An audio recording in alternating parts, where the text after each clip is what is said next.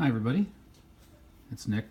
This is the video for the Hackaday Prize entry for my GPS clock. I've got 3 of them sitting here running. This one is in the wood and acrylic laser cut case that you can get for it. These 2 are just the bare boards. This is the back of the board of the version 5 variant of the board. The things that make it special start here with the GPS module. This is a timing module.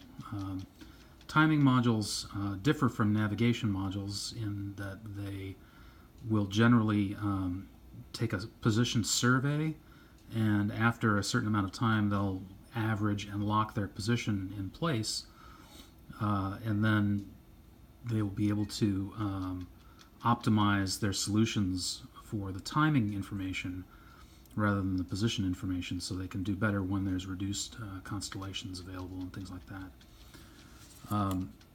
This 5.0 design is centered around the ATX Mega 32E5, which is right here in the middle, and it does software display multiplexing with these 2 chips here acting as the high side and the low side switch. The LEDs are driven with a constant voltage power supply, and there's a super cap that you can add to the board so that the GPS chip can retain its almanac for about an hour after power is lost.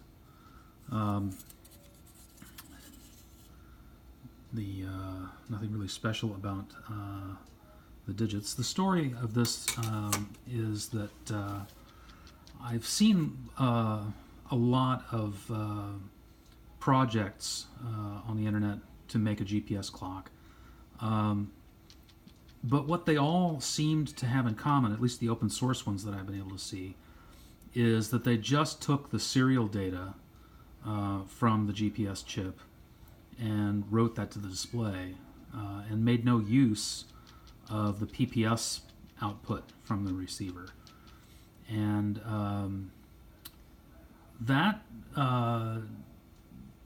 that's not really the best way to get time from GPS. The serial data is not accurate enough to do more than just name the current second.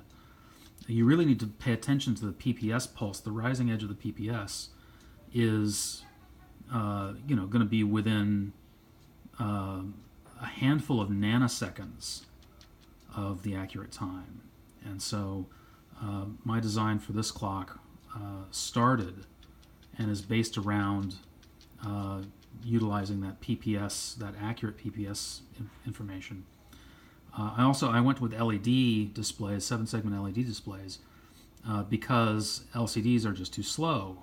You can't get good accurate displays from LCDs when they take, dozens, if not hundreds of milliseconds in some cases to change from one state to another. LEDs are as instantaneous as you're going to get.